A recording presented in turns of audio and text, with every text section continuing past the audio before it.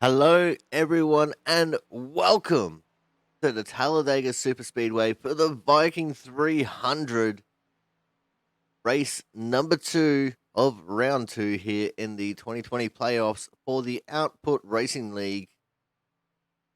And what a fantastic race it's going to shape up to be. This is an absolute wild card race. Anything can happen. We can see people who are really well off in points doing poorly. We can see people who are doing poorly in points, doing really well. It's all going to be a game of wait and see. But the drivers are just starting to come out onto the track right now for a little bit of a pit party. So stay tuned for that one.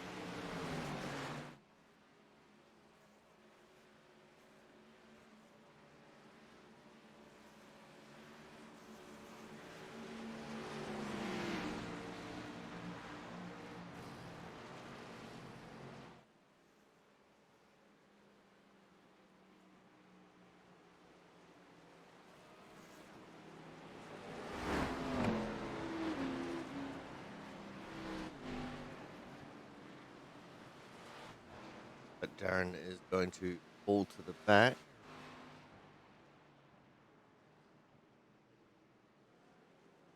Three cars choosing not to participate.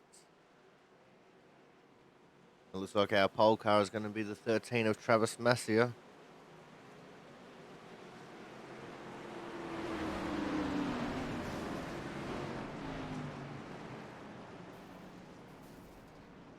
Oh, shenanigans. Into the wall for the 12 of Matt Burgess.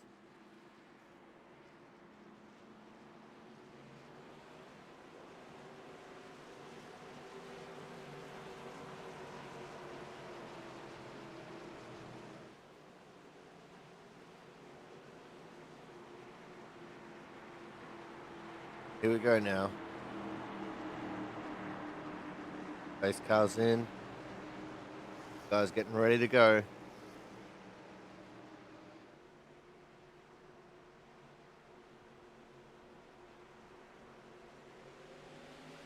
Here we are, off and racing.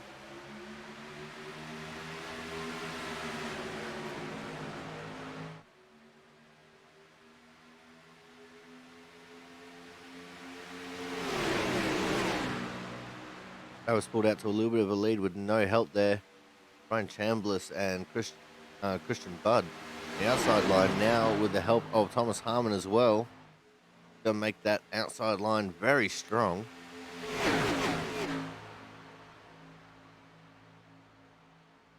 And looks like Thomas already trying to make it three wide. Thinks better of it. 15 to 21 take over the lead of the bottom lane now. As everyone caught up to the 12 of Matt Burgess, who went to the pits after his pacing incident so he could join into the pack.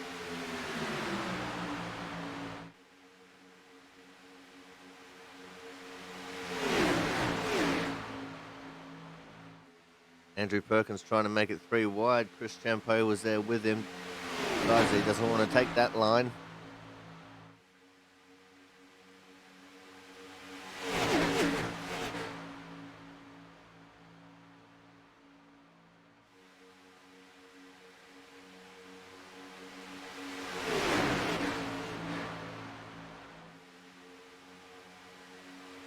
Everyone ducking and dipping and diving and trying to find some perfect track position. Zach Floyd now on the bumper of Thomas Harmon.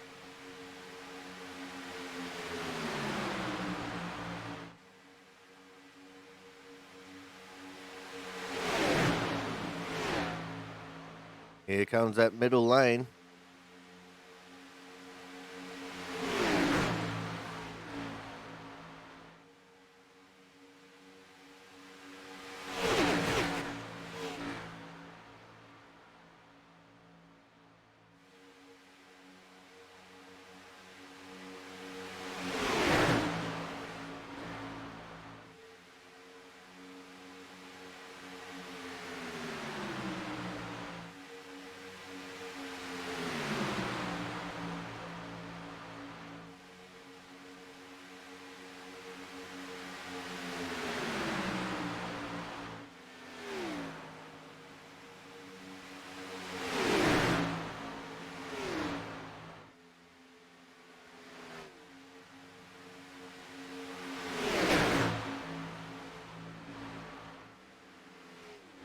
Backboard jumped into the outside lane to try and get the advantage. That definitely did not help Thomas Harmon there one bit. Now the 13 of Travis Masia trying to take over the middle lane. And Harmon jumping into the outside. Close quarters in the outside lane there. 21 Brian Chambliss jumping to the middle.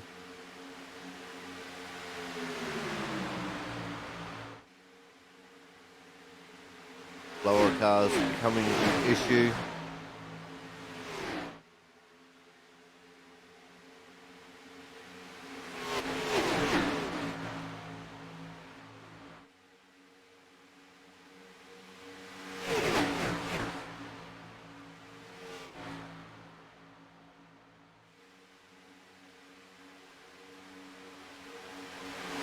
Current fastest time was set by Matt Burgess of 47.731. Obviously draft assisted. Here comes the 21 Chambliss now, trying to challenge for the lead of the pit party. I'm actually surprised we haven't seen more death.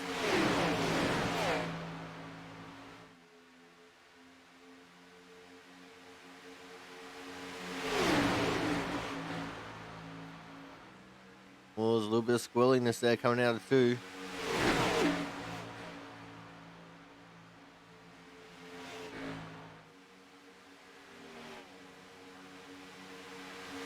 Chambliss now, leaving Masia behind, takes the lead of the bottom lane. Now Jaron Sanchez trying to push Masia up towards the front.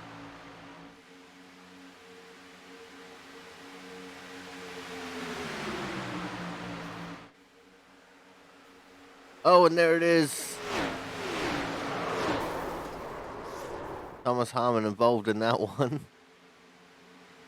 Didn't see who else was involved.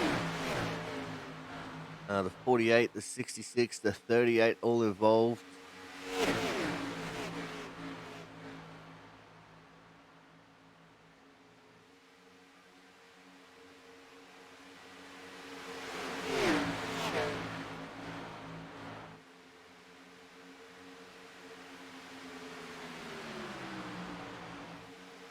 Looks like there was another little kerfuffle on the back straight. The 5 and the 12 involved in that one. See who else is involved though.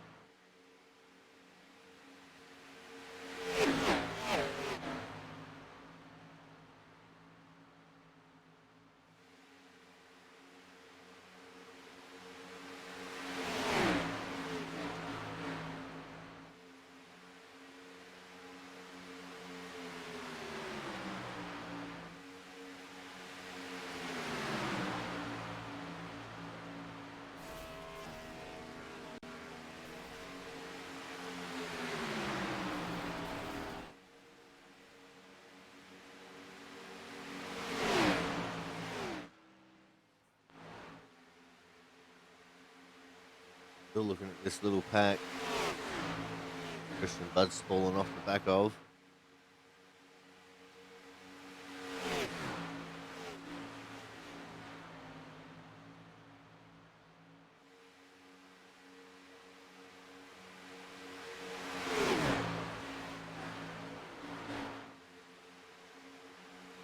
Doing a fake out there by Christian.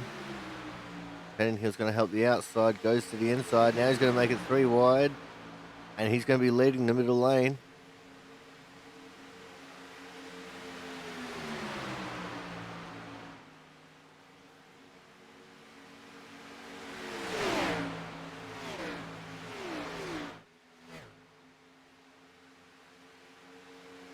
That's how you work the traffic.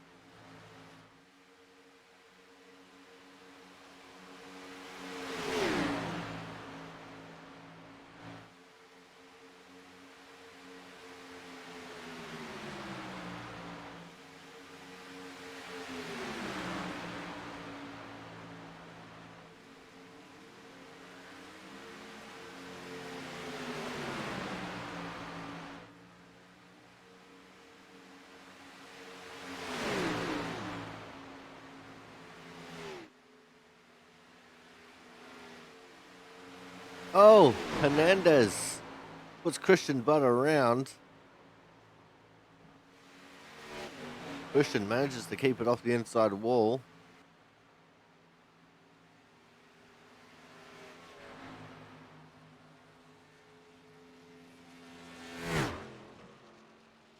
That was a very scary sideways moment there for the 50 car.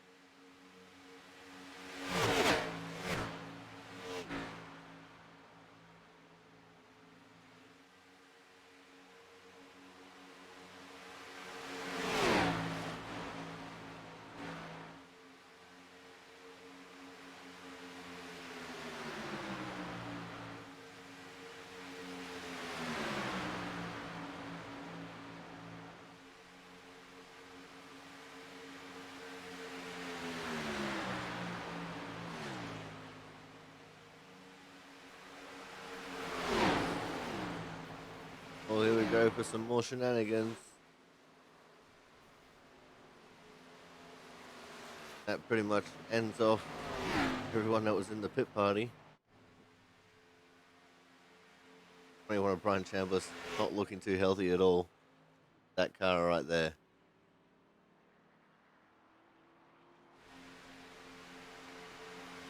This is another little pack that has formed since the pit parties came to an end.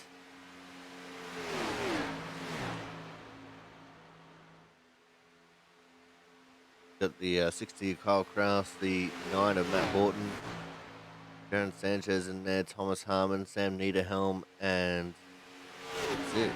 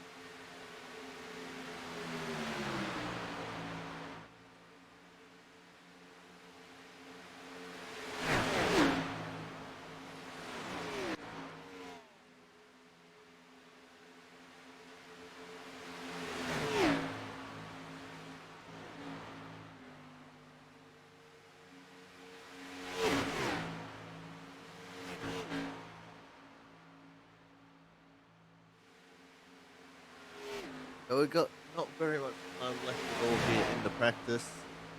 7 minutes left. Equivalates to about 10 laps. Especially with the speed some of these guys are carrying.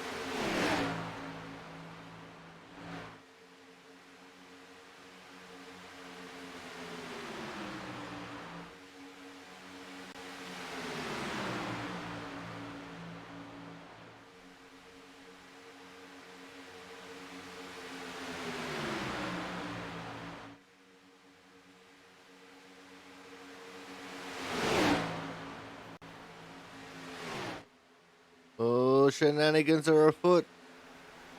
Sanchez has gone around off the nose of Kraus.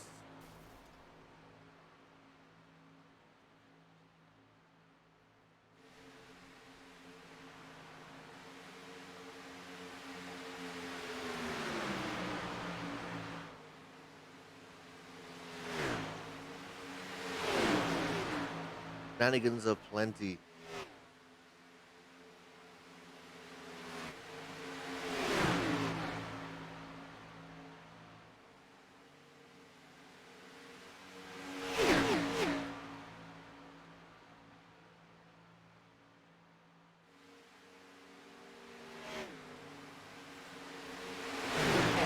Bit loose there for the 24 car.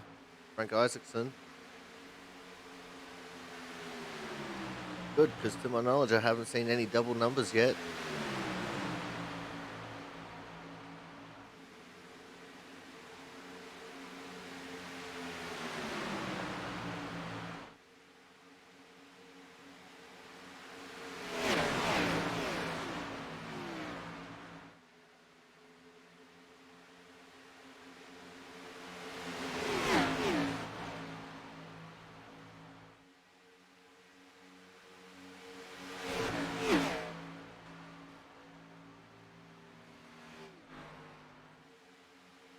Ooh, Frank got very loose then. 4 minutes left in practice.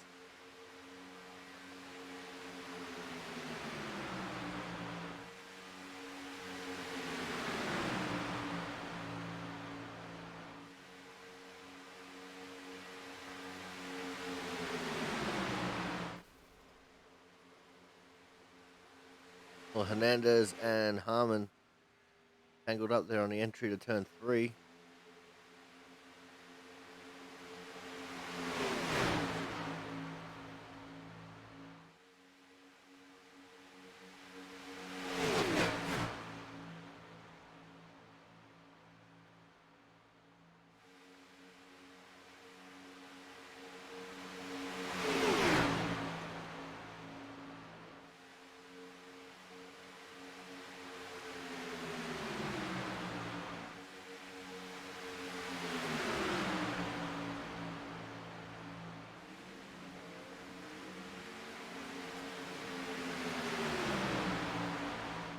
Well, they're going 4 wide, and it has not gone well. Big shenanigan. Wow! The 12 of Matt Burgess just flew through the air. Let's get another look at that from a different camera angle. Because Matt Burgess went so far into the air.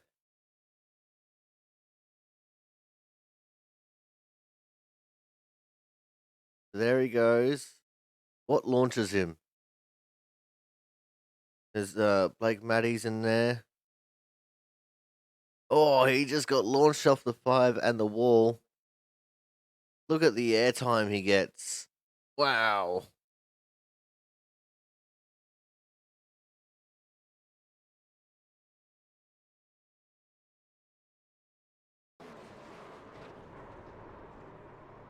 incredible.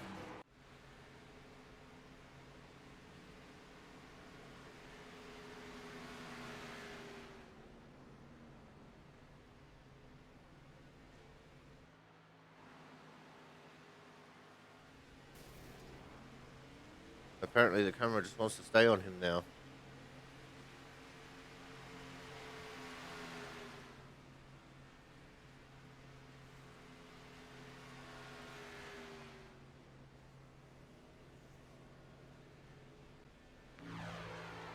There we go.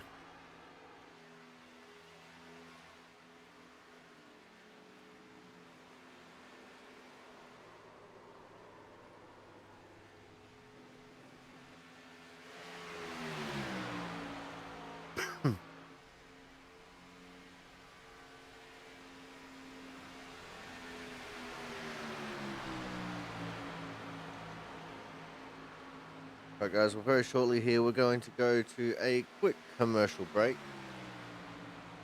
And when we come back, we will have the grid set for the Viking 300 here from the Talladega Super Speedway. Race number 2 of round 2 of the 2020 playoffs. Here in the Output Racing League, as we see Corey Williamson getting into the wall there. So make sure you guys stay tuned. Racing Action will return again shortly.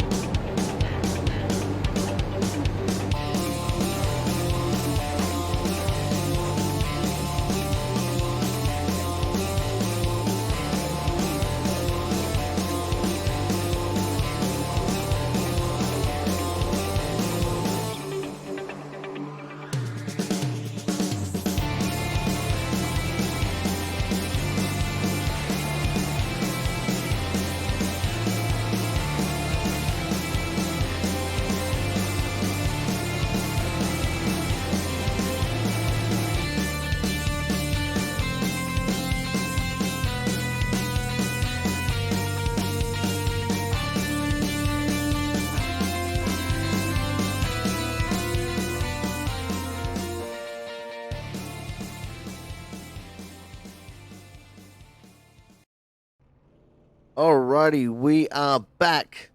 Qualifying has been sorted. It's time to find out who is where on the grid. Kicking things off with our pole sitter, it's going to be the 88 of Jonathan Hernandez. His outside will be the 60 of Kyle Kraus. And out of third, surprise, surprise, it's going to be the 24 of Frank Isaacson. Starting out of the fourth position will be the 48 of Andrew Perkins. Starting out of fifth will be the 50 car of Christian Budd. P6 will be the 28 of Zach Floyd, with seventh place being the 21 of Brian Chambliss. Michael Watkins in the 36 will be out of P8, with the 2 of Chris Champeau out of P9. Brian Pizzacami wraps up the top 10 in the 78 car. P11 will be the 38 of Thomas Harmon. Gary Waterworth will be out of 22nd, we're out of 12th, sorry, with Michael Sturgill out of 13th. Brandon Bennett out of 14th. We've got Jonathan Bell in 15th. Evan Rice out of 16th, with Jaron Sanchez 17th and James Lindow, if I find the right button there, out of 18th. Matt Horton will be out of 19th, and he's going to have Blake. No, he's going to have John Lazelle out of 20th. There's John. 21st will be the 8 of Blake Maddies, with Sam Niederhelm out of 22nd. Travis Massia will be out of 23rd, with Mark Penticuff out of 24th. Matt Burgess will be out of 25th. And last but not least, Corey Williamson will be out of the 26th position. 27 people signed up in this server. Strength of field of a 2690. 26 cars to take the track, and then myself. So it's going to be one hell of a ride here for the Viking 300.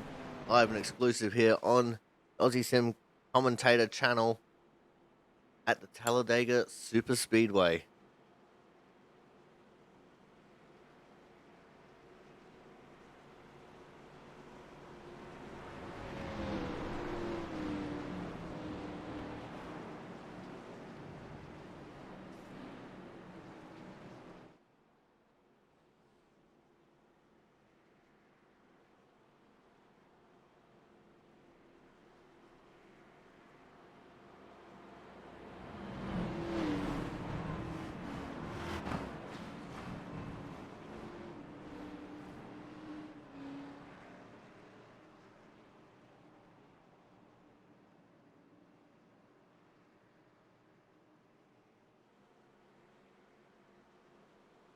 You're watching this live on the Twitch chat. Let's get some hype in the chat. See a couple of you guys already getting started with the hype.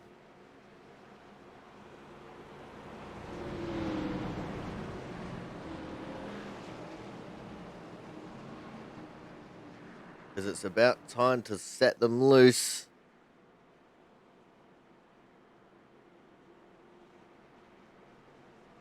$300 kilometers around this track, 70 laps.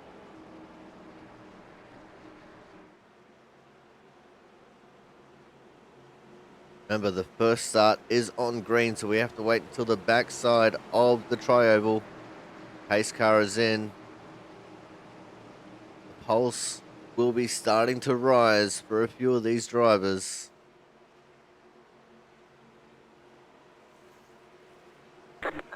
And we're off and racing here at the Talladega Super Speedway for the Viking 300. And it looked like Kyle Kraus actually beat Hernandez to the line that time. That's not something we usually see too terribly much of. He's definitely taking the advantage at the moment, being slightly in front. See Thomas Harmon already ejecting himself from the pack, moving down towards the back. trying to play the safe game at the moment.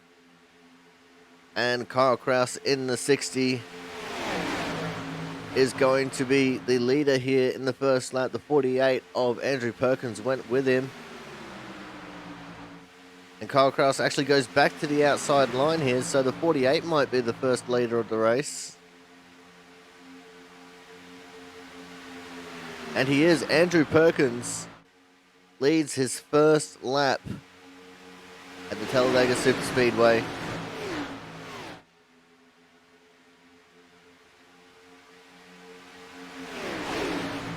Jonathan Hernandez is on his ass like two June bugs on a summer's eve.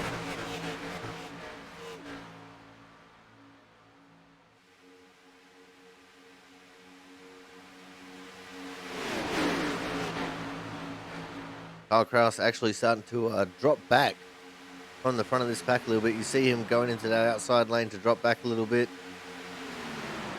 As now Jonathan Hernandez trying to take to that middle line to lead this lap. I think he just got there. I'm not sure.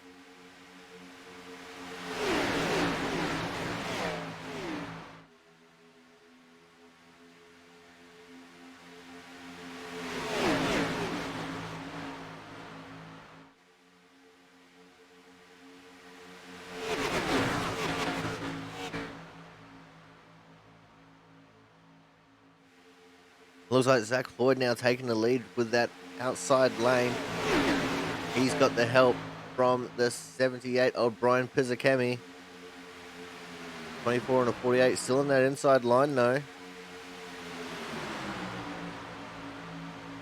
And down from the outside line they go. Can we get three of them down? Just about, not quite. Zach Floyd leading the lap. Now it looks like he's pulling the ripcord, going back to the back again.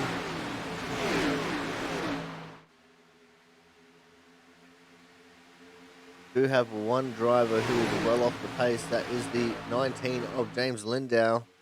Started from the pits.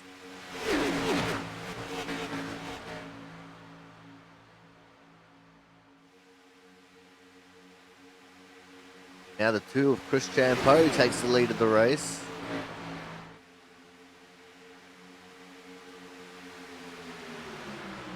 Or Christian Budd there just looming in the background behind Frank Isaacson. Who is going to lead this lap? It's going to be the 12 on track, but the 22 in your standings of Gary Waterworth leading that time.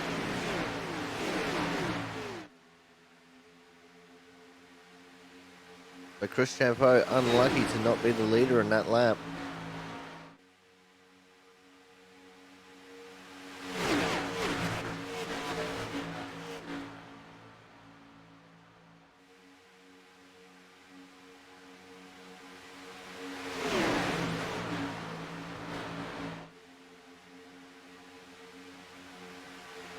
And that outside line starting to string out a little bit. This is going to be what Chris Champeau needs to be the leader in this lap.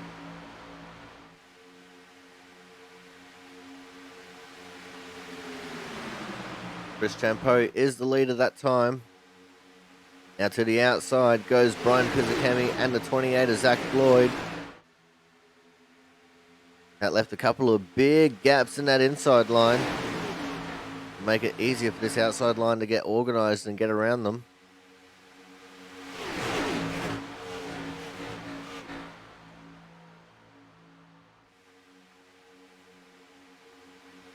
And the 28 and the 78 have taken the lead.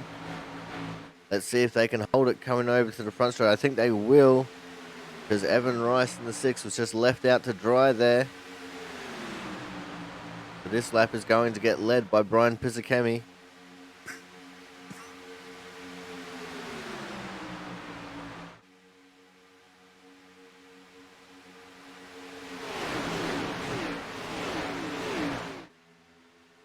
Here comes the 2 of Chris Champeau now on the outside line again. He's got the 6 and the 50 for backup.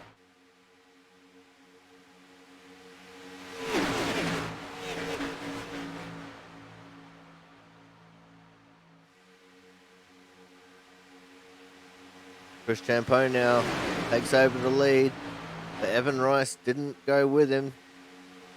And he couldn't, there wasn't enough room for him to squeeze down as well. But that 78 car is one hell of a pusher as Zach Floyd starts experimenting with some alternate dimensions. He wants to be careful doing that one. Chris Champeau is the leader of that lap.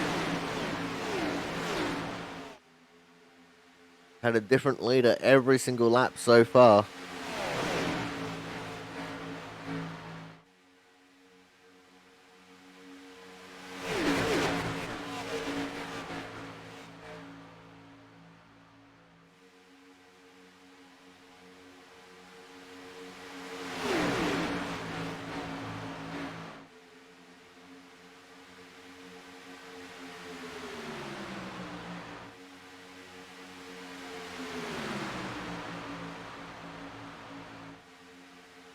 And it looks like the 78 of Brian Pizzicami is going to lead this one.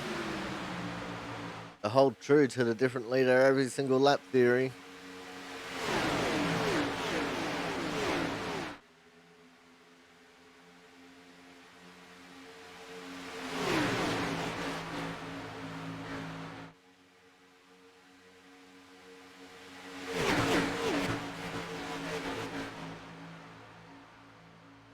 It looks like the 6 of Evan Rice backing out of the pack now.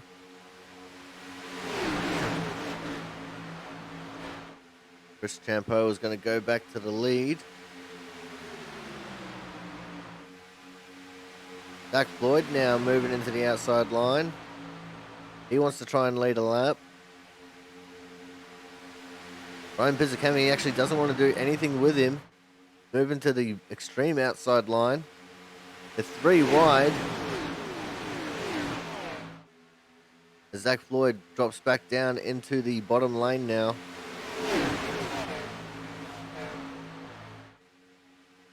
And it was a good effort there by Pizzicami and Christian Budd to try and get that outside line to work. It doesn't look like it will, though.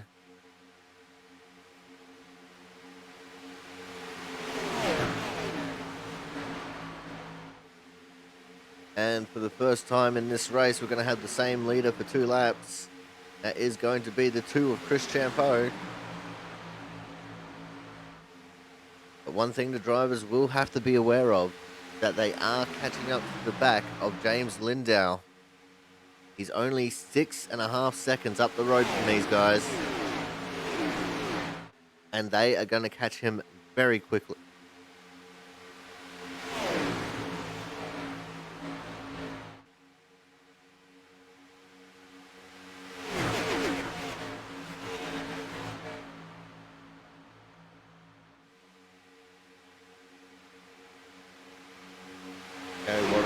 Trying to get the lead on that outside line now.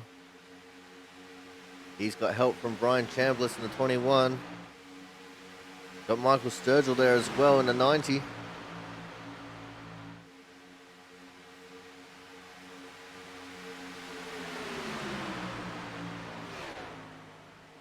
Gary Waterworth, 12 on track, 22 in the standings, leads that lap.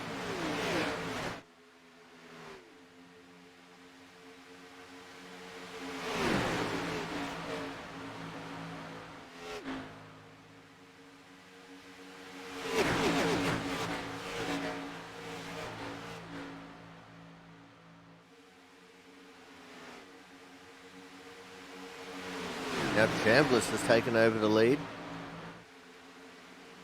He's got the help from Sturgill. Evan Rice up there in the top 3 as well now.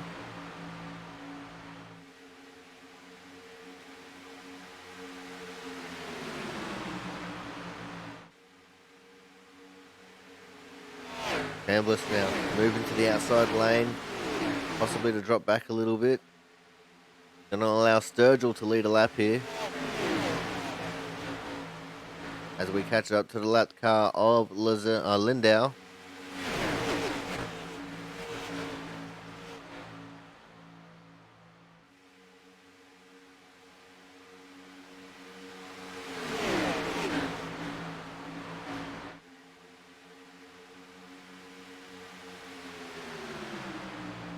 Here comes the 6 of Evan Rice. He doesn't want Sturgill to lead a lap here.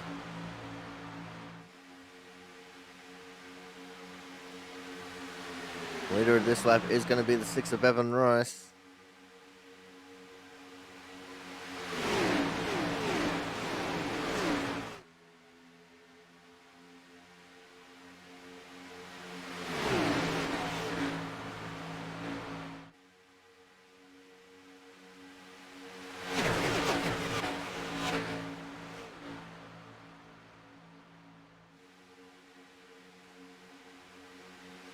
Sturgill now, well and truly in front.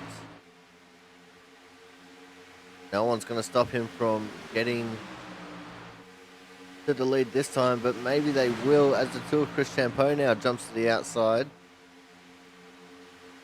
Chris Champeau's going to look at leading this lap. Sturgill comes up short again.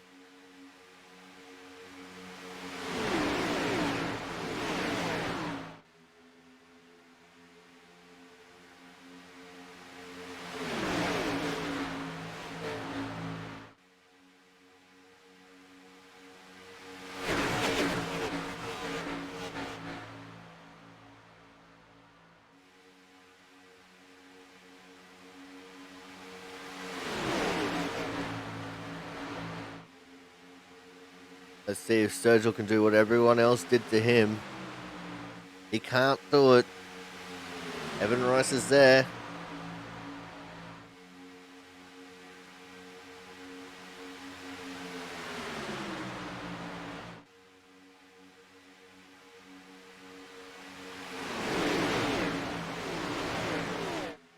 Everyone is in the same camera shot the entire time.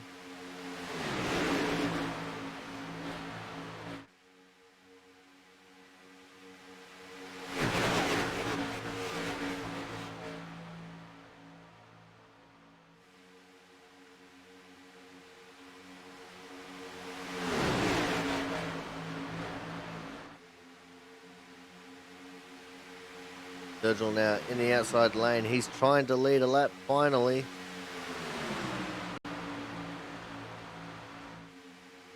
Got the help from Evan Rice. And he finally leads a lap here at the Viking 300 at the Talladega Super Speedway.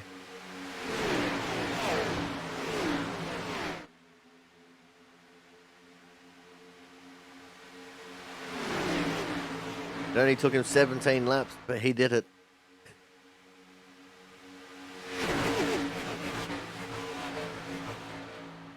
But the one thing this does show is that the lead is going to change every single lap just about. So this is literally anyone's race to win and lose.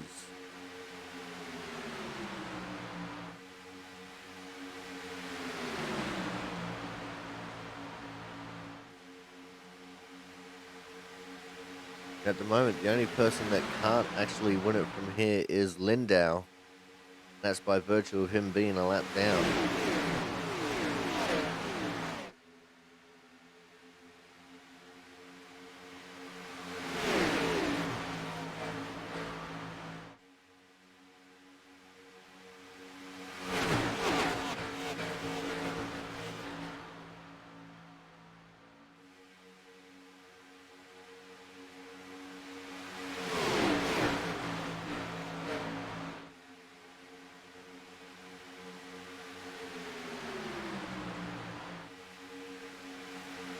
Evan Rice is now trying to lead a lap, but that outside line got organised very quickly. Here comes Chambliss. Chambliss is going to lead the lap.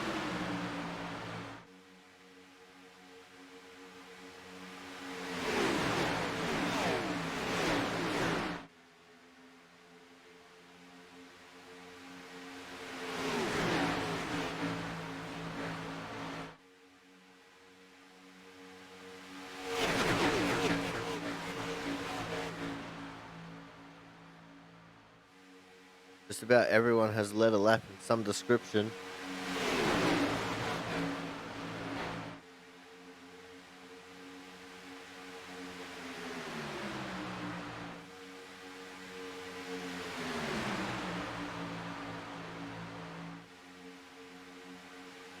Chambliss is going to lead 2 in a row here.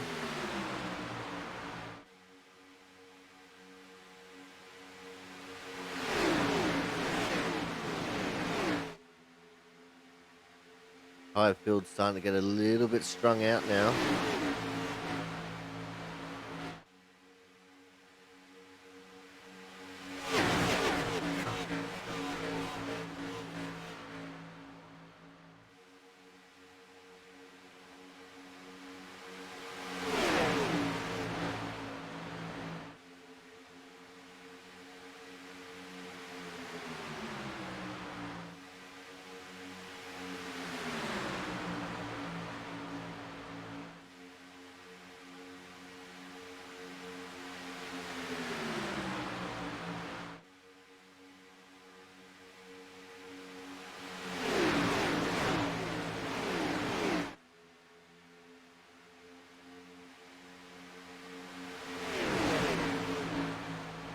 Here goes Evan Rice now. He jumped to the outside lane, just in front of Gary Waterworth.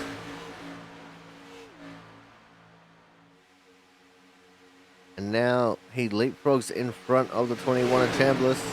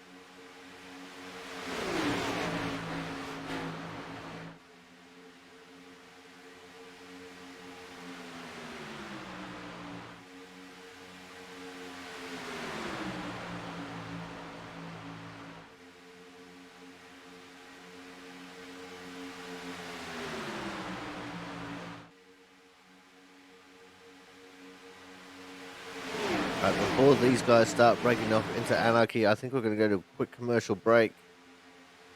We'll come back, we'll continue on with the action until green flag pit stops. Make sure you guys stay tuned.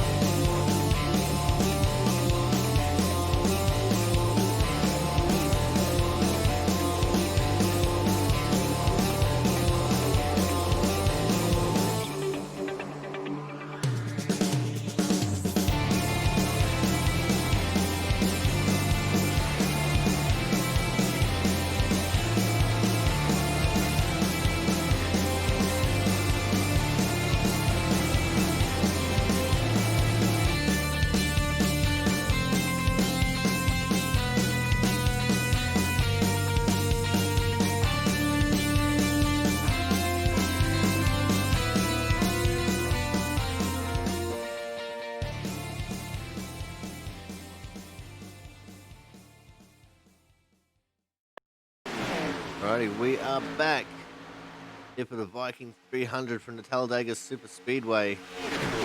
Ryan Chambliss back in the lead of the race. I think we are going to open up the radio waves here, see what the drivers are talking about, because it could be interesting. It looks like we've come back just in time for green flag stops. How about that? Whole big group of them all at once. And everyone, oh no, there is drama. I saw a couple of cars in the grass there. There's the one of Brandon Bennett. Who was that with him? Yeah, I was pitting this time, Biggers. Oh, that was the 60 car. Pitting this time. Carl Kraus. 88, Both those drivers will have a penalty because of that. Pit in, pit in.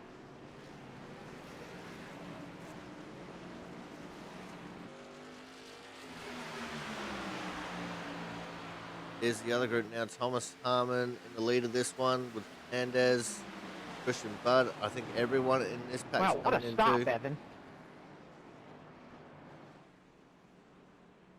And this group a little bit more organized.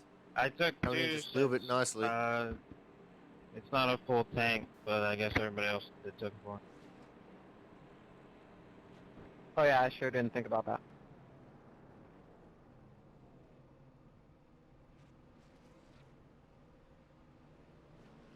Here comes the rest of the pack. We're going to stay with the 6.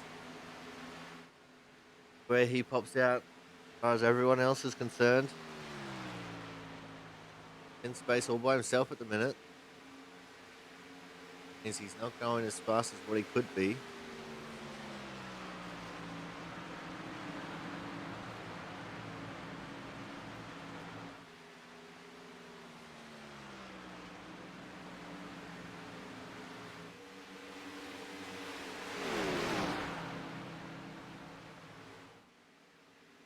Here we go.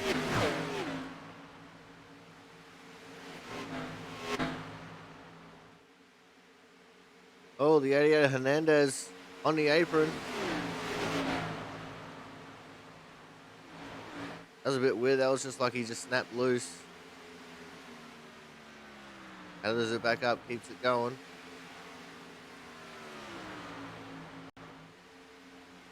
Our leader is the 21 of Brian Chambliss at the moment.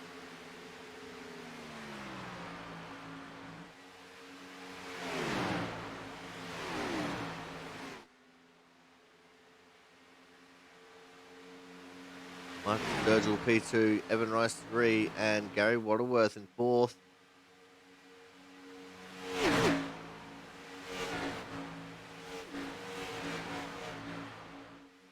But the 60 of Kyle Kraus. Maybe the next car potentially going a lap down here.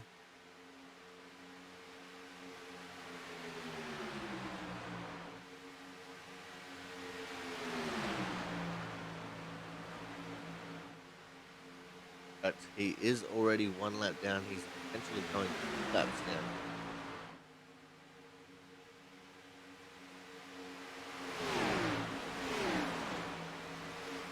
Trying to look at one of Brandon Bennett to see where he's at.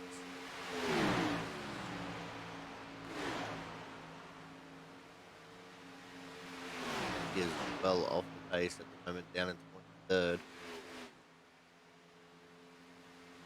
Got a couple of drafting buddies here in front of him with Blake Matties and John Lazelle.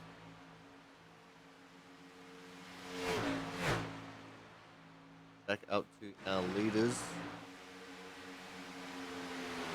4 car packs now become 6. Soon to be 7.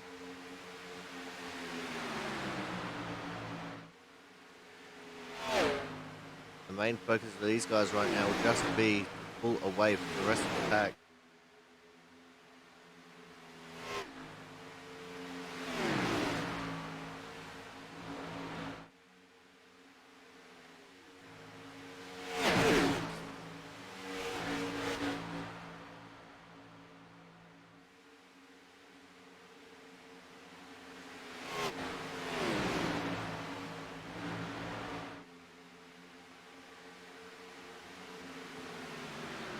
Go to put Kyle Kraus 2 laps down now.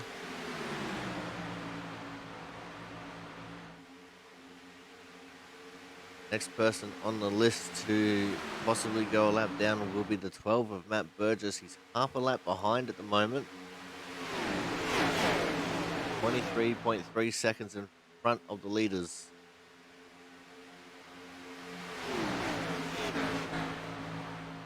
This is a big pack now.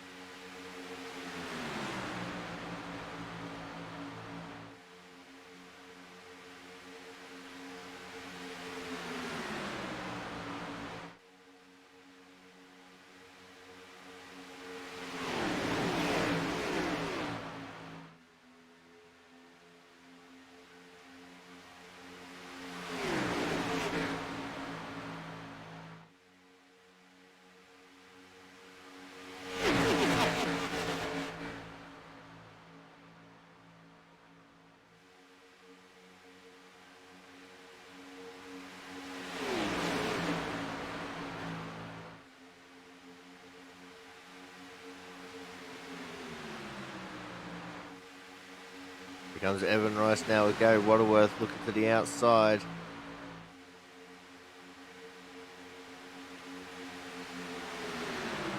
Evan Rice is going to lead that lap.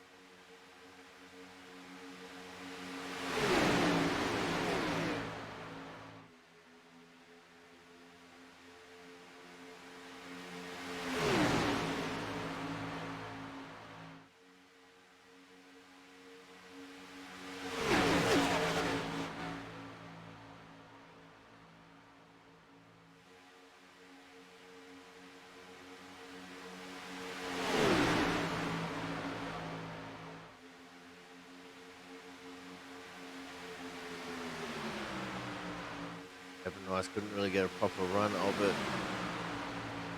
He passed over the start finish line in the lead. Back a little bit. Front line's a little bit disorganized, but Evan Rice leads this lap as well.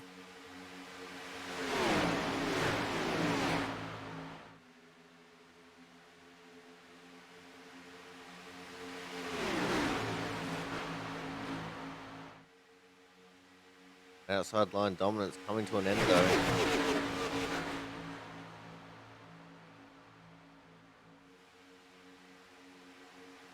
Still Chris Champeau is trying so hard to push Waterworth up there. Just not working out.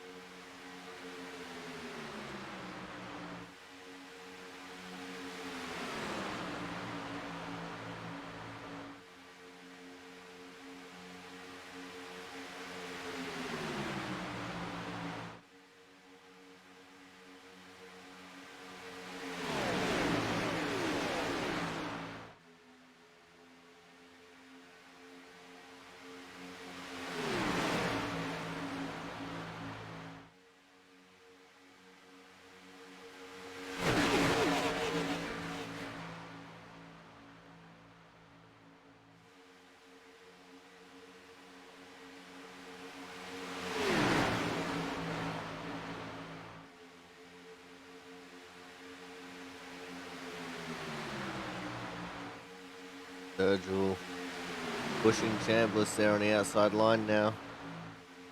They're working both lanes very smartly.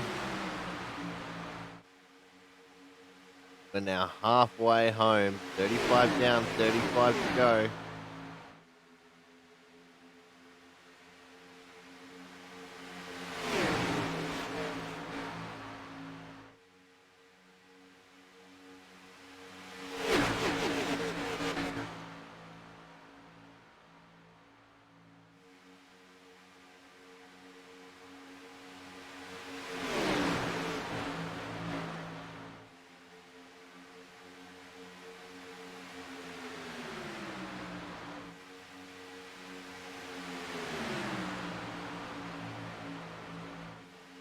We're still in control of this race. We still had no cautions thus far.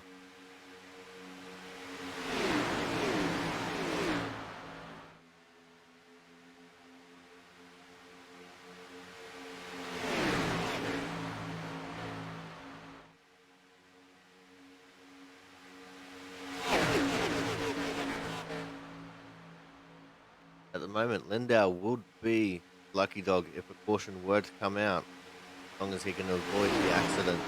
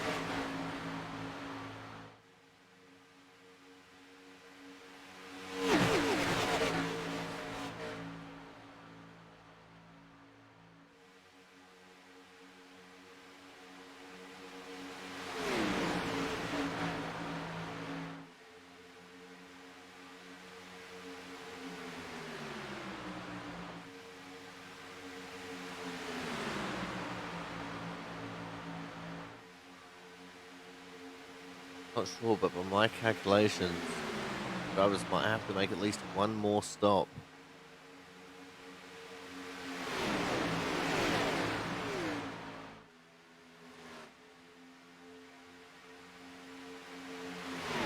Unless that pit stop was them pitting to the end, they have to make one more stop.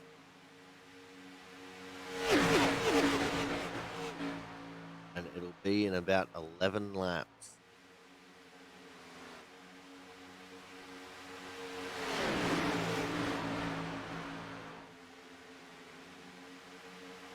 But the earliest they can stop and make it to the end will be around lap 44, 45.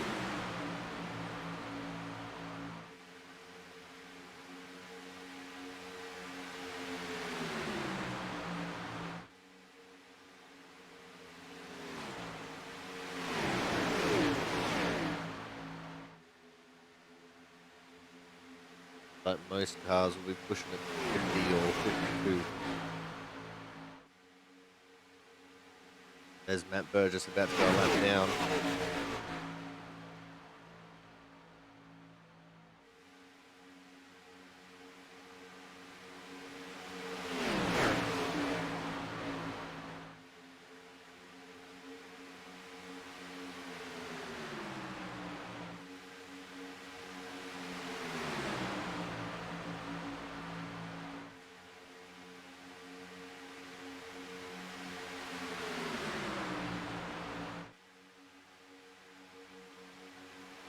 We're going to go to a commercial break now.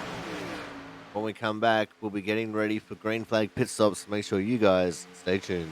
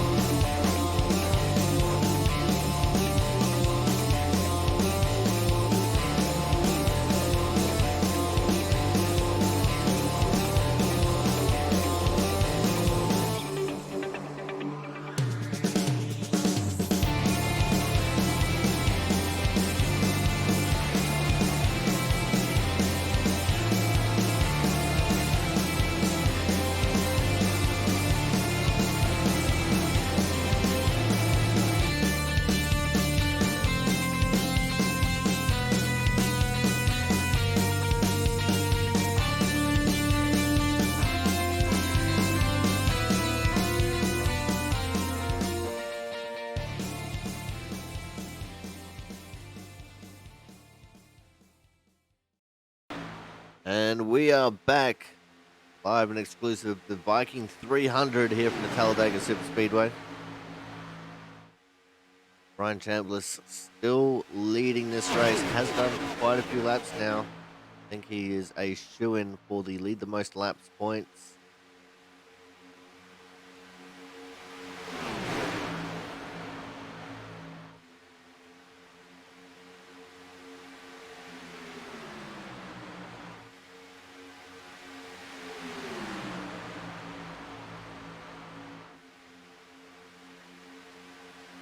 as the next person to go on that down has been identified. It is Brandon Bennett, just 16.5 seconds up the road.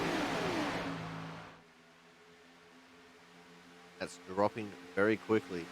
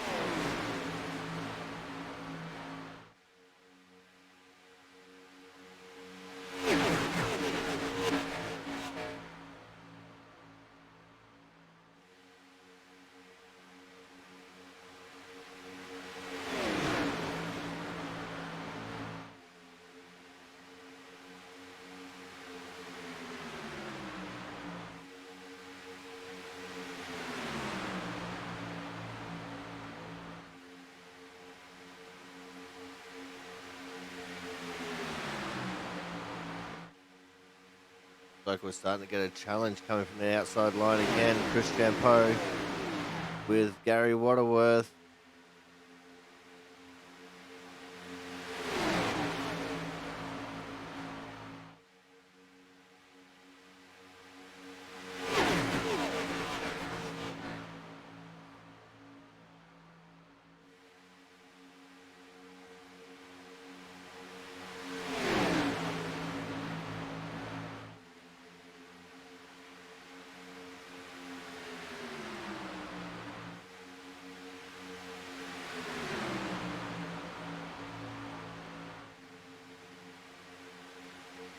Another car up there as well. I think that is possibly James Lindau.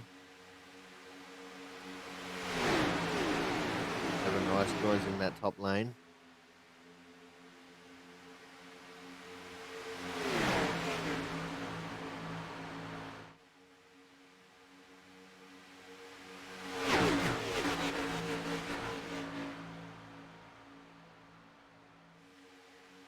We are gearing up for the next round of pit stops. It'll be happening any lap now. Gary Waterworth pulls out. I think he's getting a little bit too warm there. Getting in behind Chris Champeau, trying to push him. Bottom line's not even pushing. Ambliss is making sure that Sturgill has plenty of time to get some air on his grill. That time, Chris Champeau was the leader of the lap. Oh, a little bit unsettled there. Bad bump coming from Evan Royce. They hold on to it, no crash.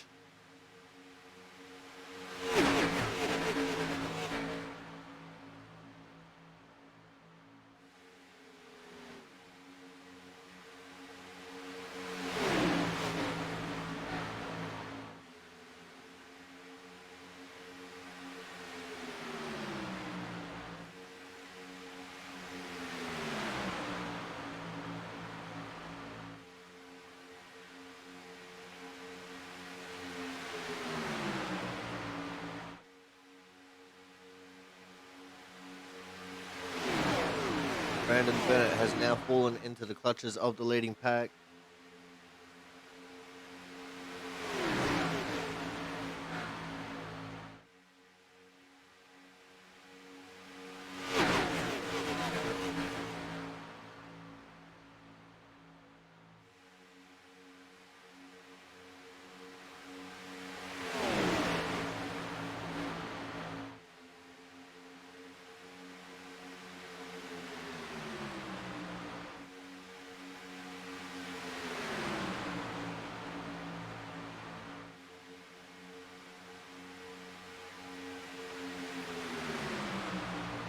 Twenty-one pitting this time by. 21 pitting this time by. Here we go. Green flag stop starting this lap. Going in this time. 48, hitting the side.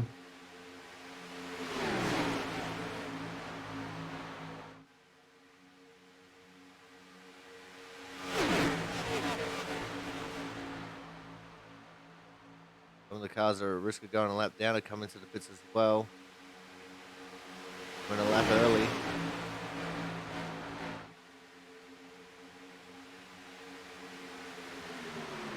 Here we go, pit stops underway.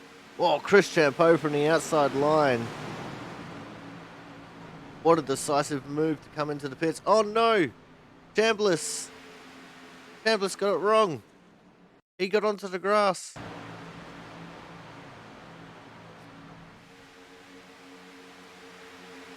Oh, that's terrible. Kevin, I got 2. Did you get a speeding, Champo? 38 pitting. Let's see what the Didn't second know. pack does. Put again.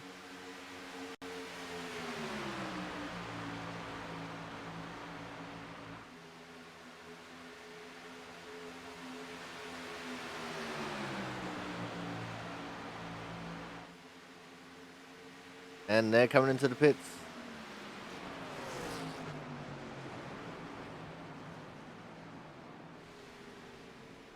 These guys all make it nicely. Oh, maybe not. Who's that? Is that Lindau? That was Lindau.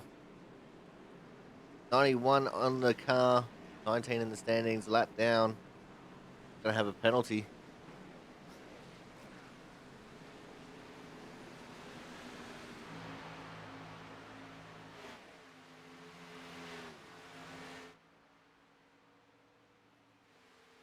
Travis Massia currently scored as the leader.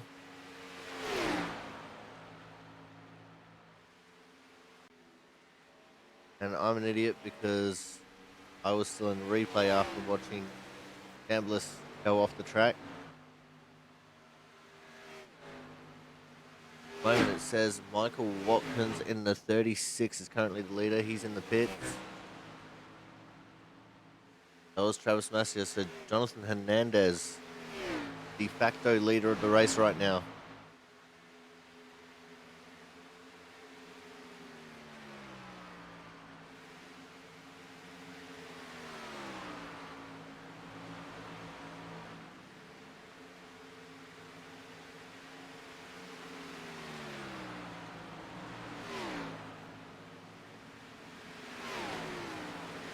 He is starting to fall into the clutches of the pack that is coming.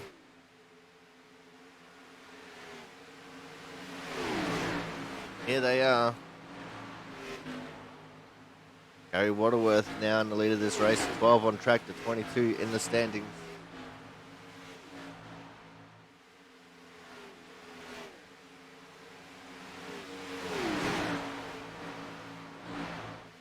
They're catching up to Frank Isaacson, who was going to go a lap down here.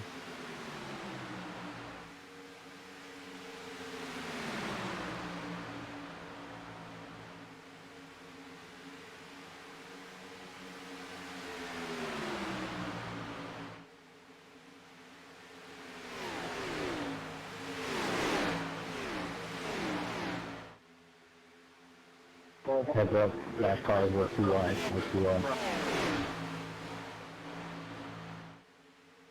The lap cars are all over the track. This is going to become sketchy.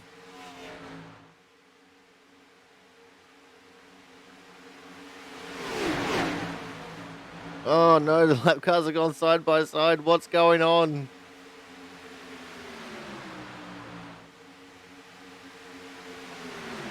Lap cars forcing 3 wide.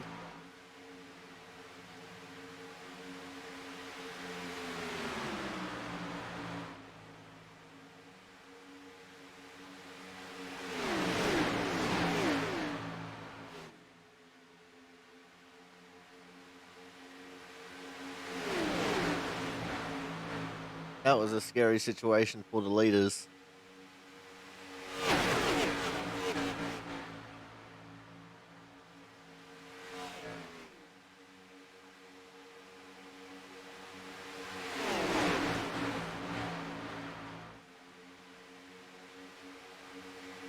This is the business end of the race now. 15 laps left to run when they get to the start-finish line.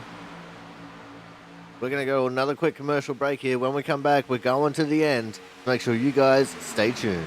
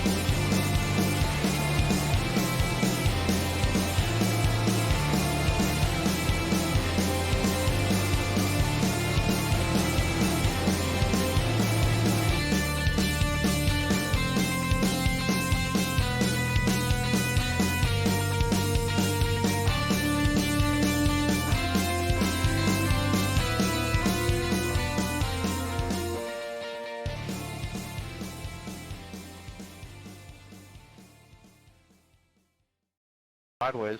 All right, he's we blinking. are back. And some shenanigans just about ensued. Zach blinked out there for a quick second. And the 21 of Brian Chambliss got shuffled towards the back. See, Zach still experimenting with the alternate dimensions. Not the time in the race where you want to be doing that.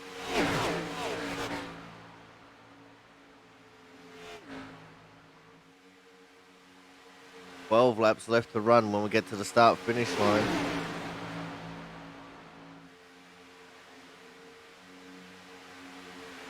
This is the business end of the race.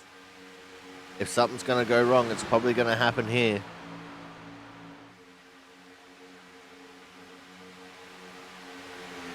See the moves becoming a lot more aggressive throughout the pack.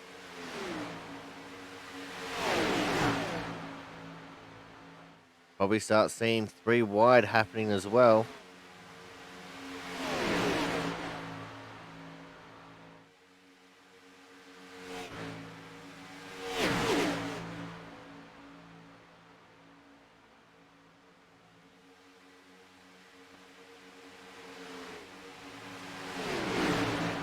At the moment, Thomas Harmon in the lead of the race. He took the lead just as we went to the commercial break. Yeah, we're probably not going to catch them, but just if they wreck, we're far enough back.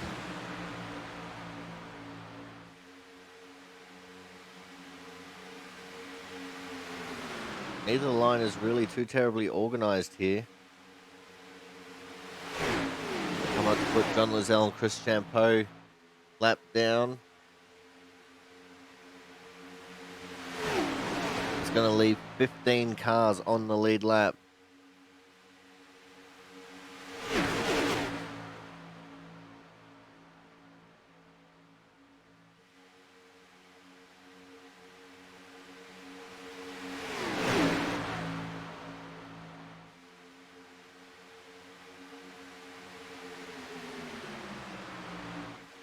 At the moment, the car in the lucky dog position is the 48 of Andrew Perkins, who is in this pack. He's 4th car on the inside line. Oh, he's a little bit of all over the place as we come to 10 to go now. We're starting to get into the checkers or wreckers mentality.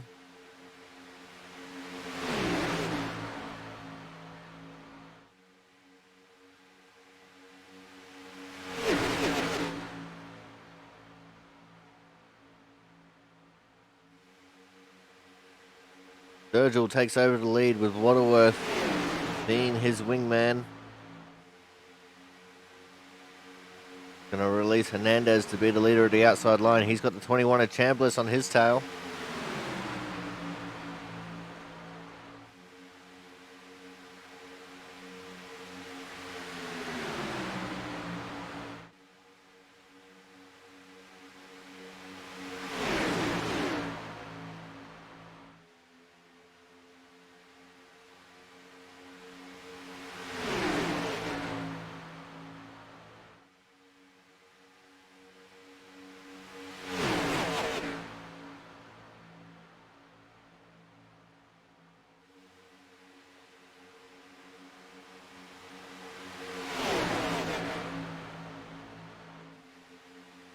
Hernandez Well, that was just hot. sneaking his nose in the front. Yeah, they get hot quick.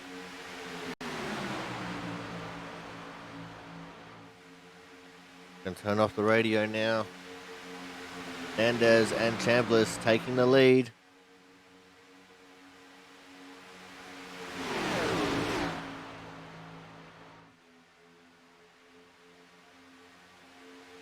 Still just 15 cars on the lead lap.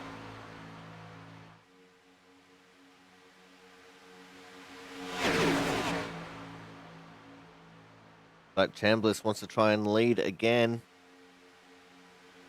Moving into that outside lane.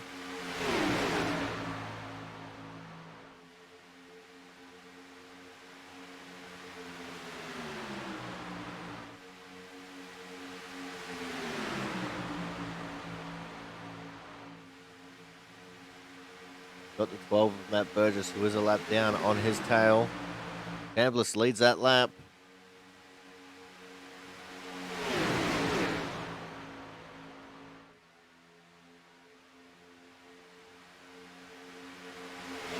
Matt Burgess now are in a lucky dog position. If there is going to be a crash and he is not the cause of or a part of it, he will get the lucky dog wave around.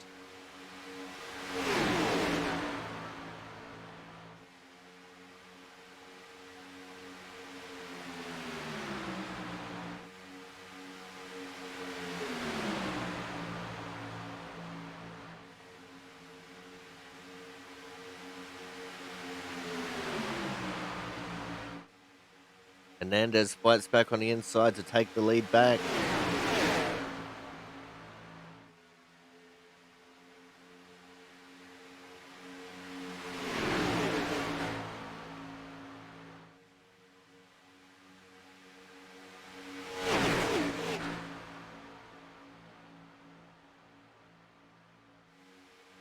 Close, hard racing. We've still got 5 laps left to run. You see there, Burgess falling back in the pack now. Gonna hand the lucky dog elect to Chris Champeau in the 2 car.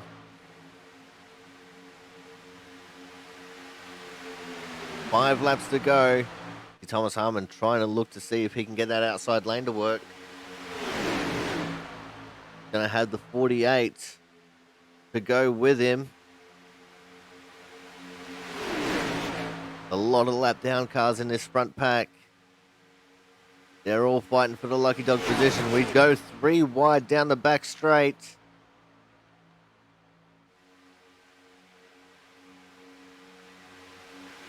Who is going to take it out from here? Who is going to cause the big one? We haven't had any crashes. The big one is looming. That outside lane has died. Looked like the 48 could have given Thomas the push that he wanted.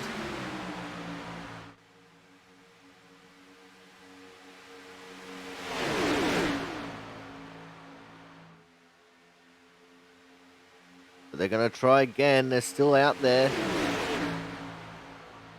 Andrew is still pushing Thomas with everything he's got.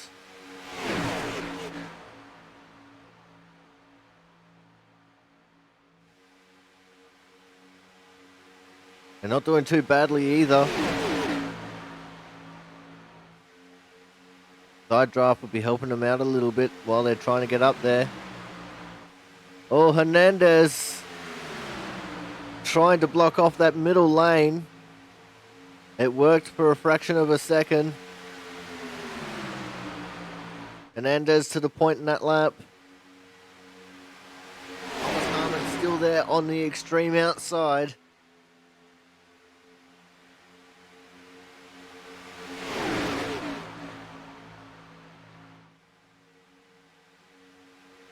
I think Andrew Perkins is trying to fish for some air. Oh, and there's the crash. There it is. Oh, Jesus. I saw one car flying through the air. I think that was the 2 of Chris Champeau. And we have our first caution of the race. Go back and see who was involved.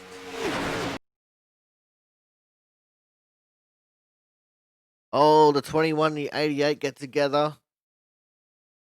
90's involved. Chris Champo nowhere to go. Just gets shouldered by Hernandez. And look at the airtime that Chris Champo just got. He is above the fence line. He's above the power lines. He was soaring.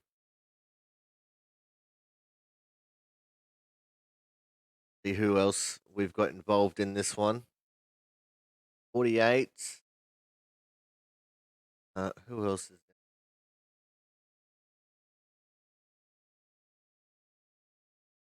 But Lizelle got through.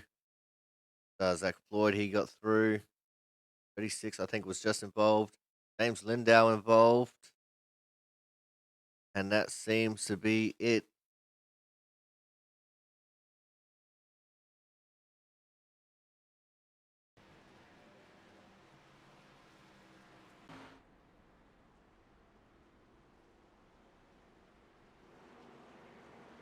All right. So that is going to lead us to a green-white checker. And Matt Burgess is going to be the lucky dog wave around. So we're going to go to a quick commercial break. When we come back, we're going to see if we can have a chat with one or two of the drivers involved and see what we can digest from it. So make sure you guys stay tuned.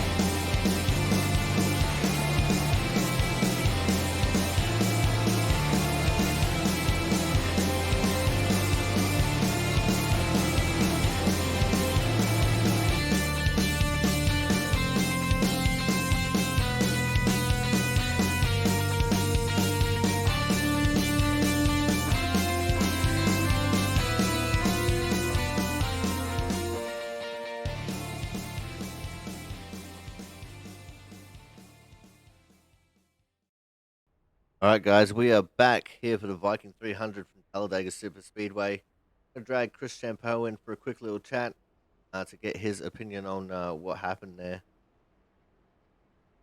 Hey, Chris, Corey up in the booth. Do you have a copy? I got you, buddy.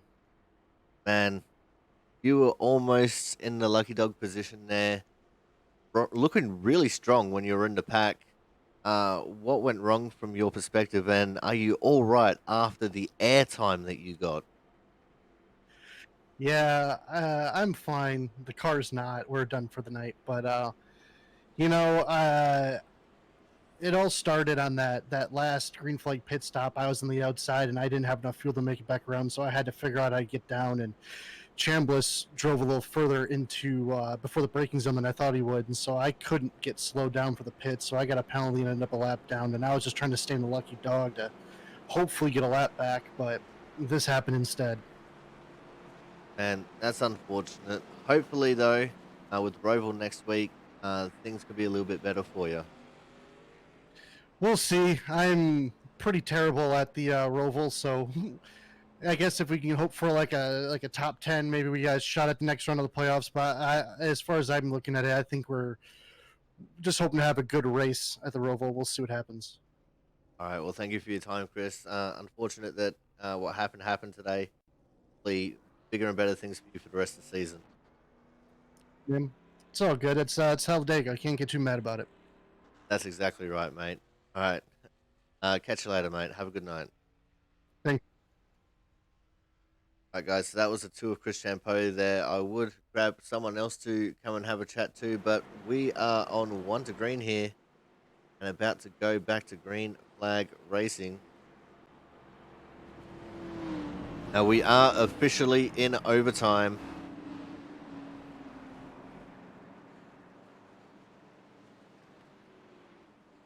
Gonna be Brian Chambliss, Thomas Harmon, Michael Sturgill, Jonathan Hernandez, Christian Budd, Evan Rice, Zach Floyd, Gary Waterworth, Travis Massia, and Michael Watkins as your top 10.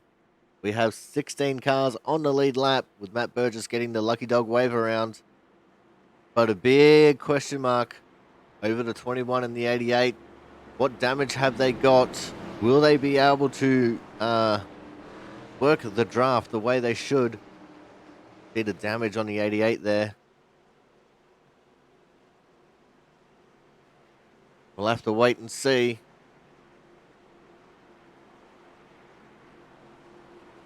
Top 5 all have the green trimming.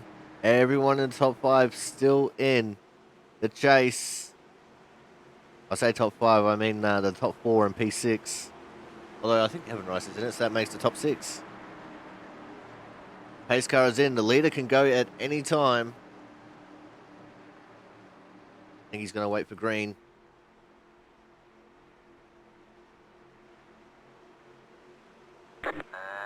Go. Green flag. Now off and racing.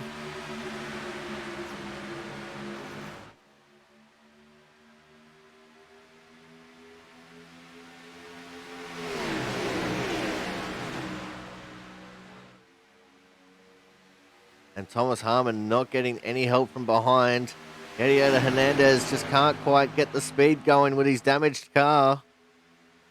He's going to stay in the way as much as he can, though, to try and maintain position. That is going to leave the 21 of Chambliss take over the lead of this race. More aggressive moves being made. The 50 of Christian Budd is now there and looking to take the lead away. 38 of Thomas Harmon right on his tail. Thomas could turn him here and make this a good result for himself.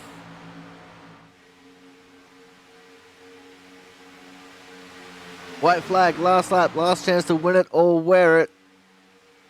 This is anyone's race from here. When I said this was a wild card race, I meant it. Anything can happen. Thomas Harmon forcing his way into the outside line. Going to leave Christian Budd without any help there for a brief couple of seconds. Oh, he's loose.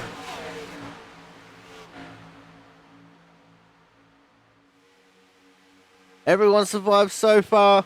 It's going to be a race between Thomas and Christian. There is bump drafting going on in the corners. It is very sketchy. Here we come to the line. Who is going to take out the win? And the win is going to go to Thomas Harmon. P2 Christian Budd. P3 Brian Chambliss. What an end to that race. That was so close.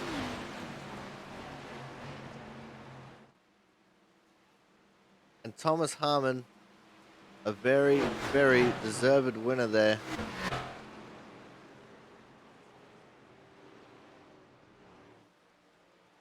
P4 went to Evan Rice. P5, Michael Sturgill. P6 was the 27 of Jonathan Bell. We didn't get to talk about Jonathan all too terribly much. Good result for him. Gary Waterworth in the 7th. Matt Horton, another one who we didn't get to talk about very much, in 8th. Zach Floyd 9th. Michael Watkins wrapping up the top 10.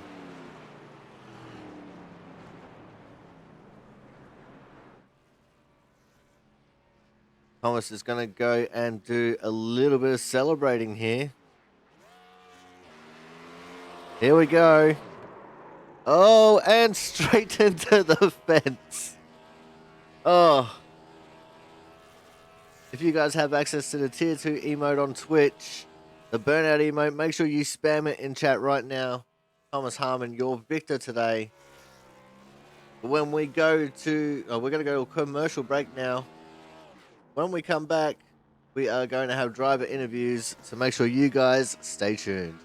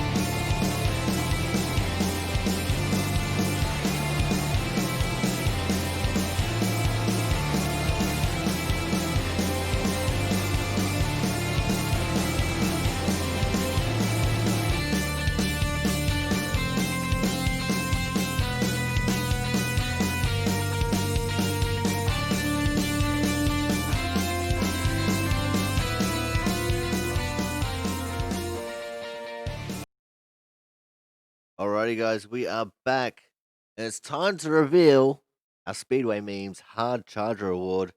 And today's Hard Charger Award winner is also going to be the winner of the race. We're, of course, talking to the one and only Mr. Thomas Harmon. Thomas, crazy restart there at the very end. Restarting with Jonathan Hernandez behind you, who obviously had some pretty big side damage from that final wreck. Um, I don't know how you managed to squeeze out a win from there, but congratulations. What an incredible finish. Yeah, I thought we were dead on the last lap, but when on the restart itself, when I knew Champ was going to choose the high side, and I saw I had Hernandez behind me, I was just hoping he didn't have a lot of damage. Unfortunately, he did because it was either him or Christian. I wanted behind me pushing, and but thankfully things played out the way they did, and I ended up in the high line despite my best efforts to stay low. Well, it was definitely just one of those kinds of grandstand finishes, though. You guys were separated by almost nothing coming across the line. And it looked like Chambliss was just content with trying to push you to the win there. Yeah, I'm glad he did. I don't know if he had any help behind him. I really wasn't paying attention to the mirror at that point. I was just praying he stuck with me. He did until he couldn't any longer and had to take a chance for himself, which I don't blame him for that. And I'm glad he pushed me as far as he did. Now let's talk about the race as a whole. Green flag all the way through to those final 5 laps where we had the big one. How was the race for you, and how was it managing working your way through the field with saving fuel for the two stops? I just pulled my normal strategy: stay towards the back of the lead pack, keep in contact with it, and go for it at the end. And huge shout out to Perkins for shoving me past that big wreck. Uh, if he wouldn't have been stuck to my ass as hard as he was when we were 3 wide, I think I would have been in the middle of that too. Definitely for sure, and you know, for someone who went a lap down, he was up there and pacey and with you guys. And definitely looked like his help was definitely what helped you make sure you didn't get door slammed and all that. Yeah, at first I was a little nervous because Perkins and my ass don't have a good don't have a good history. Ask my car. Let me clarify. But when he stayed on me and we were able to work, I was actually kind of hurt when he got caught up in that wreck and it separated us because I think we would have had something for him at the end if it would have stayed green, even on the high side. For sure, and so and it looked like you guys were working that outside line to perfection towards the end there. But normally we can't get through without getting at least one caution. Normally it's an absolute caution fest, but only one caution for a Talladega race is pretty damn good in my book. Yeah, I with this draft package, it brings everybody back together and keeps the racing good throughout. And there looked like there was a couple times when there could have been a caution, but it's always good to see these things go green. All right, Thomas. Looking forward to next week. We are going to the Charlotte Roval. What's the feeling like for you heading into last road course of? You know what? I won tonight. I don't care where I finish next week. And I think I could get on to the next round if I finish last, but we'll see. Well, that's a very diplomatic way of looking at it. Having a look at the points, you just 8 behind Christian Bud right now. So you guys are definitely in a good position to stay within reach of the championship. 44 points above the drop-off line. For you, it's 36 points above the drop-off line. So not looking too bad for yourself. Oh, did you ever get the points updated already? Points are updated already. Oh, good lord. I'm an idiot. I was looking Yeah, at the wrong spot. You're 37. oh, You're 31 points above drop-off line. eh, that's fine. I can finish last next week. I'll be good. All right, Thomas. Before we let you go, anyone you want to give a quick shout out to? This is your chance to shout out Andrew again. Oh, I will. Don't worry. But we'll start with you up in the booth for broadcasting it to everybody. All the fans that show up each week and watch us, cheer on whoever they're rooting for, regardless. Um, all the ORL admins, drivers council, all those guys put together a good league that can run as close as we did all race long. Um, and absolutely massive shout out to Perkins for those shoving on that high lane, because you got to have one hell of a shover to make that thing work, and we made it work. I don't know if we had any help, but it was working. All right, Thomas. Well, thank you very much for coming out. Congratulations on not only getting the win, but also getting the Hard Charger Award. Forward to seeing what you can do next week at the Roval. Sounds good to me. I'll be there. All right, guys. So that was the 38 of Thomas Harmon, today's winner and Hard Charger Award winner in what was an emphatic victory. Coming up next, we got today's second place getter, and today's second place getter is going to be the 50 car of Christian Budd. Christian, you lost it by that much. Yeah, that's how these plate races go, though. It doesn't really. You don't expect big margins of victory or big losses of defeat, for that matter. So, just kind of how it went today. But all in all, it looked like it was a pretty fun little race there. A little bit of fuel strategy going along with, some people hitting one lap after the rest. But, green flag almost the entire way. It's shades of ORL of old at the moment with the luck we've been having as far as green flag running. Yeah, it is. But I will say, our plate races have been remarkably clean. There's usually a wreck at the end. That's just kind of how they go. But, um, I'm just thinking that the last Talladega race, I think, ended under green with a big pack, and this one did too. So that's just a credit to all these guys doing a good job and trying not to, cause a big mess or put their car where they shouldn't. Which isn't to say it's not really aggressive at the end, because it is, but um, you know, you don't have to wreck. You can have a clean race and finish a clean race. Now let's talk about the wreck for a second. You were down in the pack a little bit there. How did you manage to squeeze your way through what was going on around you? Yeah, I think I just had like a face full of spoiler in front of me, and just happened to glimpse one of the cars getting sideways, and uh, it probably hesitated a little bit too long before I dropped down onto the apron and tried to dodge it. And fortunately, that worked out. But it's really hard to see what's going on up ahead of you, and with all the way the cars were kind of blinking and moving around at night, and smoke randomly showing up, it's hard to tell, what's real and what's not sometimes. Oh, indeed it is, and that's just like any Talladega race really on iRacing, whether it's official or a league.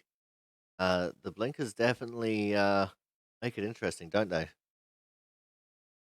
Yeah, and it's just part of it. There's nothing anyone, I don't think, can do to make it better, but it makes it hard sometimes to be aggressive. I know Evan was really fast tonight, and I really wanted to try and push him early on, but car just wasn't stable enough, for me to feel comfortable to do it. So, he was able to push me at the end, but just kind of, kept seeing that, and then just ran. It was really random. I mean, guy would be fine, and then 2 laps later he disappears, and you just never knew what was going to happen. All right. Now I had a look at the point standings when I was talking with Thomas, and you have yourself an 8 point lead over Thomas right now. So dare say that should see you nice and clearly into the round of eight. So in saying that, what is going to be the strategy as far as the Roval is concerned next week? Um, well, I mean, it's the same strategy I was going to have no matter what, which was go and win that race. That's my goal, to win that race.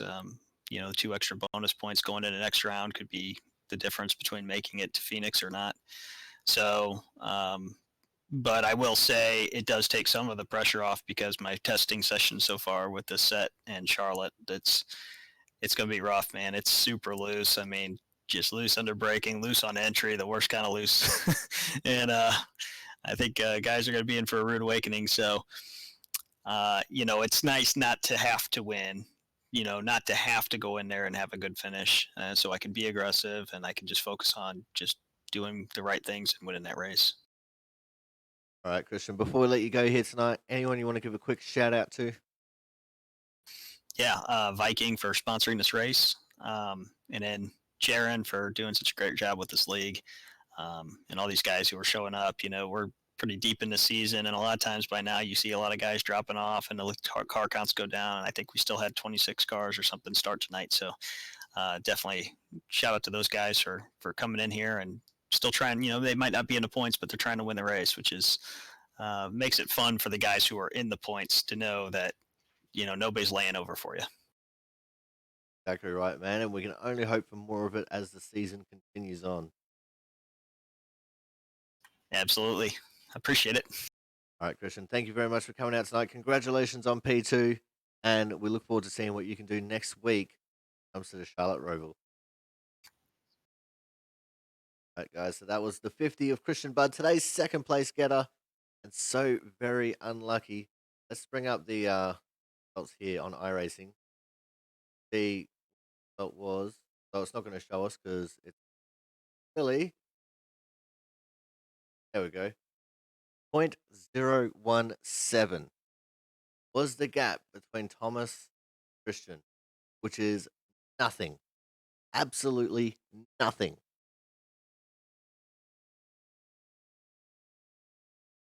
Coming up next, going to be talking to the most important person in this race, person who pushed Thomas to the lead there. Of course, I'm going to be talking to the 21 of Mr. Brian Chambliss.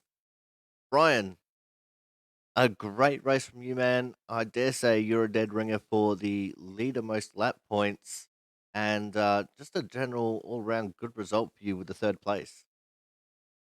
Yeah, it was a strong night. I had a lot of help. Michael Sturgill was helping me out a bunch there. A lot of the laps led to him, which is pretty nice too, especially considering that he's a playoff driver. Also, he basically gave me an extra point there for most laps, so that's good to see. But man, it's gonna get real tight here coming into the next round. That's Well, just having a look at the points now, you're currently fifth, 18 points off the lead, but crucially, just having a look, you're about 19 points in front of eighth place is the combined Chris Champeau and Zach Floyd at the moment.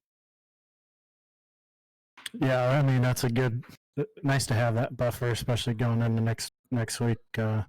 Road courses, you never know what can happen there. The Roval can be a tight place, and it can, unlike a lot of other road courses, it can, instead of just off tracks, you can, there's a lot of walls around that place, so you can cause some real damage. So nice to have a good buffer. Well, it's definitely going to help, but let's talk about the race today. Fuel strategy coming into it with 2 green flag pit stops in a row. What was it like for you trying to manage fuel while being in the lead for so long after the first round of stops? Yeah, it was kind of tight, but it wasn't real. It wasn't going to be real bad. I mean, I saved a little bit on that first run, and then it got me enough laps to where I was going to be able to run the last stint there. Basically, even if I was in the lead, pretty much all out there. The only thing that was going to come into play was if we had a late race caution, and how many of them that we had, that we may not be able to make it to all the green white checkers. But yeah, the fuel, I mean, it played a little bit of factor in it, but I was just surprised. A lot of it, getting on pit road that last time was pretty hairy. I don't know how I didn't get a speeding penalty, and then I went through the grass, but luckily I got it road down enough and was able to, not lose the draft. It's, having a slow entry or, a slow pit road can lose you the draft, and then your night's over. Luckily that worked out. That was a lot of it. Pit road was important tonight, and luckily I didn't screw it up enough to where it mattered. That's exactly right, and I reckon you're very lucky there, going through the grass and not falling all the way off. And back onto the track again. It's definitely one of the more difficult pit roads to try and get onto when you're trying to pit with a group, isn't it? Yeah, and even there, I was on the bottom leading that train, and then Chris from the outside barely cleared me, and then shot down in front. I don't even know if he made pit road speed or what, but that was pretty darn risky, and that kind of got me screwed up. Just the shock of, oh my lord, that guy just came from the outside to cut me off to get on the pit road when I'm coming. So it, but luckily there was no contact and got through the pit road well enough to where it was able to get back to the front and not lose the draft. So I guess no harm, no foul. But yeah, I mean that was kind of the move of the race, really. Now let's talk about the crash and then the subsequent restart. Looked like a little bit of contact between yourself and Hernandez, which kind of really sparked off that incident. What happened there from your perspective, and then what was the strategy going into the restart?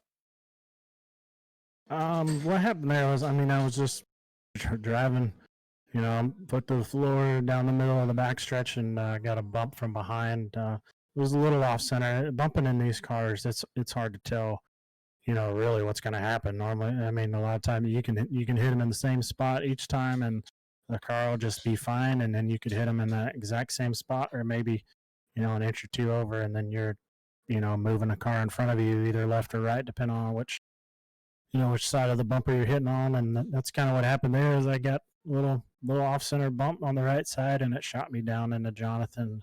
Hate it for him. It looks like he was down on horsepower and didn't pull out a decent finish. But all in all, that I mean, I guess it was kind of inevitable there. We were all really really tight on each other.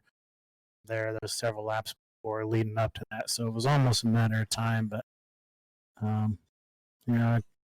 came out, and then the restart, Michael had been pushing me all night long and was a great pusher. And even when we were on the bottom and guys were getting runs on the outside, they weren't able to clear us.